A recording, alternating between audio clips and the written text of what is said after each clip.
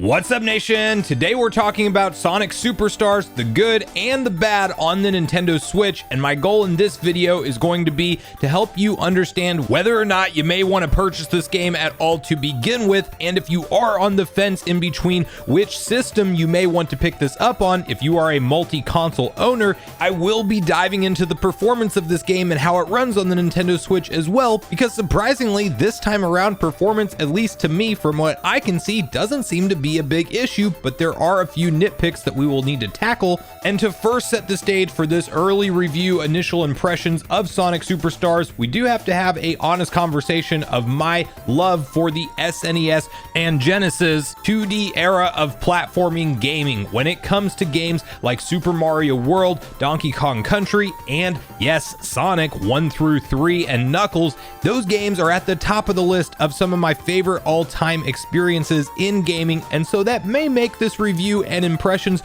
just a little bit biased, and I want to have that open, honest conversation that if you are not a fan of 2D style Sonic games, this very much is that. While it has a fresh coat of paint and it absolutely does a good job bringing the 2D style gameplay for Sonic into a 3D character model world with various different 2.5/3D elements throughout as you're transitioning through different points in the stage, it is still at its core very much a 2D Sonic game in how it plays from start to finish. And I think a good baseline expectation, if you have played New Super Mario Bros. After playing something like the classic 2D Marios back in the SNES and NES era, it's similar to that. If you've played Donkey Kong Country Returns and or Donkey Kong Country Tropical Freeze, it feels like that type of moment for the Sonic franchise. However, there's some very good quality of life improvements. First off, starting with the fact that when you boot up this game, it is very easy to get into co-op play. So if you're somebody who wants to play through this game locally with a friend, you absolutely can. You cannot, however, do that online. There is a battle mode that we will briefly talk about towards the end of the review, and that's where the online functionality comes into play. But in terms of being able to sit down and traverse this game with a friend or loved one, you are limited to just being on the same console. And I do see why Sega chose to do this in light of actually playing the game, the initial portions on co-op, which by the way, you are able to drop in and out on the same save file. So if you start a co-op file, you don't have to finish the game in co-op. You are able to easily add and remove players as you please, which is a very nice feature to have within this game. But there is some confusion as far as who the camera keeps up with if you guys are going in different directions. There's obviously, with the level design in Sonic games, so many different paths you can take, and if you're not entirely on the same page with the level of speed that you are traversing through the stages at with other characters on screen, I did notice multiple times it didn't seem like it made sense on how it shows either myself or my fiance who was playing the game at the time.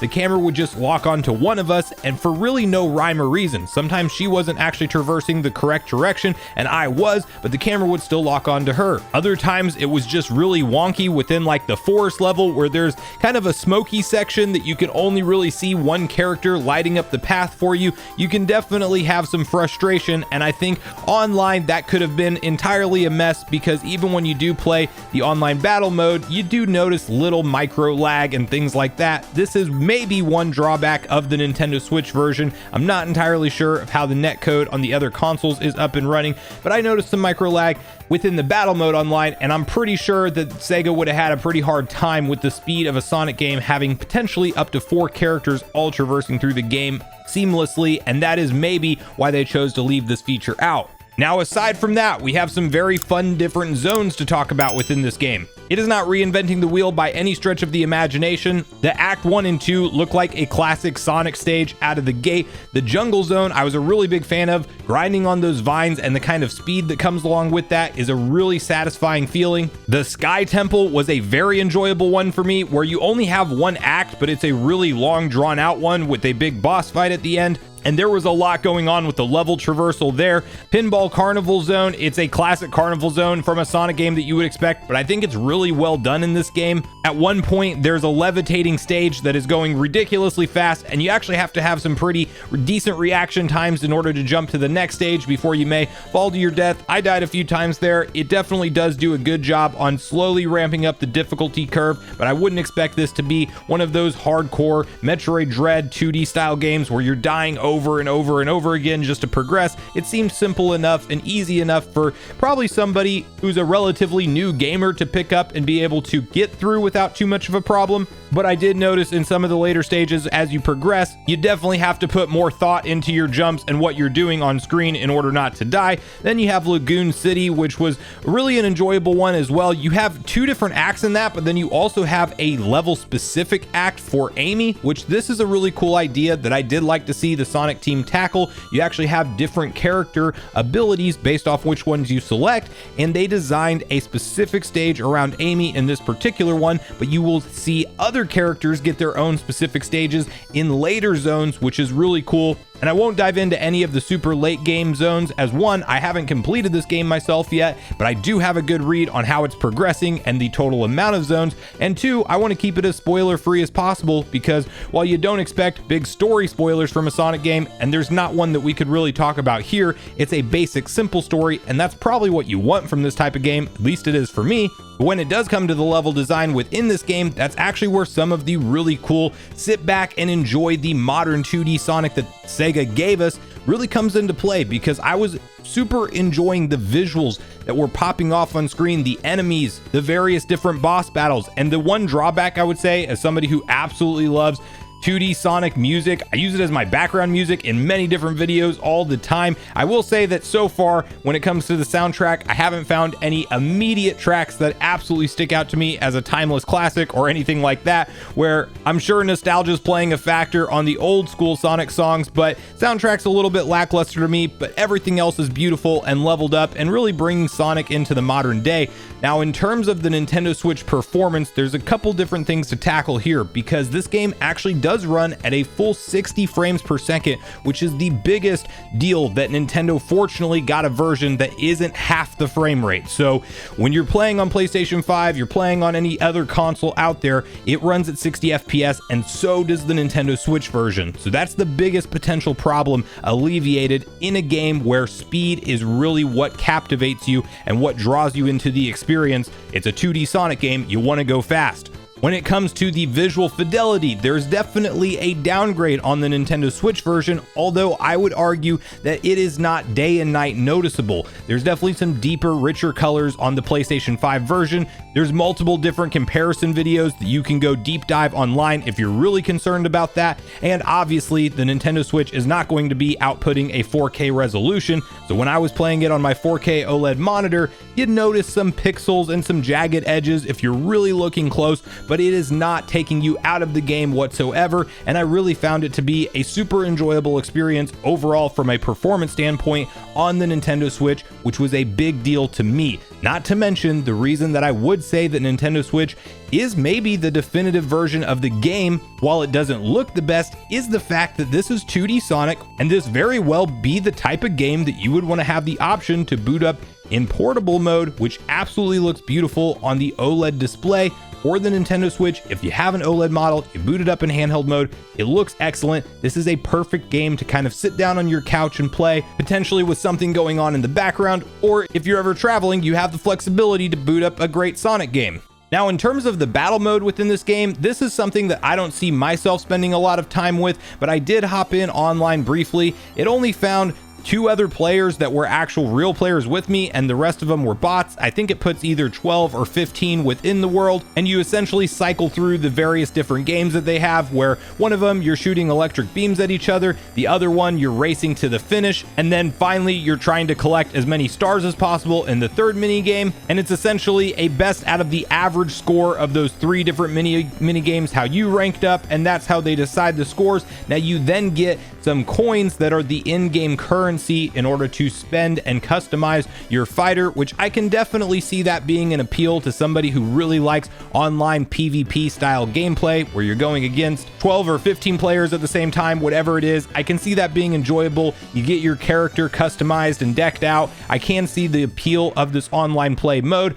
I just personally don't think I will spend much more time within it, but it is fun enough, and I did like the fact that this is there at all to begin with, because One big hangup that I could see people raise online about this game, especially if you're not a hardcore 2D Sonic fan, is the fact that this is a $60 MSRP Nintendo Switch game at launch. That's also what it's being sold for on the other platforms. That's a lot of money, considering that you can probably tear through this game relatively quickly. And there is absolutely a lot of replayability factors that come into the conversation with things like co-op play, playing with different characters, and really going for all of the various coins and unlockables. Really a big fan of the secret ring system in order to get the emeralds this time around, because the emeralds are actually tied to abilities and you will progressively get more abilities the more emeralds you unlock. I really enjoyed even the mini game that you do to get the emeralds. There's going to be a lot of reason to go back through previous acts and search for everything that you may have missed. And so I do think that while you could beat the story relatively quickly, potentially even in one sitting, you may want to go back and boot this up multiple times for different reasons if you are the completionist type of gamer. But there's no denying that $60 is still a high asking price for what this game is at the end of the day, and that's a question you have to ask yourself on whether or not you want to buy it right at launch while all the hype online is being discussed around this game, or if you're somebody that may want to wait for this to go on sale, because while the holiday season's right around the corner, it may drop for Black Friday. It also might last just a little bit longer before we see it discount. Although I will say Sonic Frontiers got on sale last year right after it released in October, so there is a chance that this game will go on sale. So if you're on the fence and you're not the biggest Sonic fan out there, it doesn't hurt to wait to see if over the holiday season we might see a price drop temporarily, at least on this game, because I can see that $60 asking price being a lot for some people. But my ultimate summary is that this thing runs great on the Nintendo Switch. If you're a Sonic fan, you really do need to pick up this game and give it a chance for what the evolution of 2D Sonic is from here. I'm personally very happy that Sega is doing this, and it's not just Nintendo with Mario and just Nintendo with Donkey Kong, although Tropical Freeze has been missing since 2014. Anyway, you get the idea. We have some classic 2D platformers from the SNES and Sega Genesis day back in the modern era, and it's a really fun time to check these out and see how they've evolved the formula. And while you can argue that maybe these games don't revolutionize anything by being brought back, I would say that there's still a big enough audience out there that can enjoy them, and if you have any level of nostalgia for classic 2D Sonic games, you will most likely thoroughly enjoy Sonic Superstars with some co-op options to boot. But I really want to hear from you guys at this point in the video, your personal thoughts and opinions on Sonic Superstars so far. If you've already picked it up, if you haven't picked it up, are you thinking about getting it on the Nintendo Switch or any other platforms that you may own? And what do you think so far from everything you've seen discussed online about this game? And also, we obviously have Super Mario Bros. Wonder around the corner, so are you picking one or the other of those two games for now, or are you somebody who's going to double dip and get both? And I got another day to finish this game before I need to start playing Super Mario Bros. Wonder, because we're almost there for the launch on that one. So regardless of your thoughts and feelings on everything we talked about today, I do look forward to hearing from you all in the comments down below before you leave the video, as I do look forward to getting a back and forth conversation started with you all around these topics. Go watch yesterday's video next if you haven't already, which is on screen right now. Also make sure you like, subscribe, turn on your notification bell, and I will see you guys in the next video.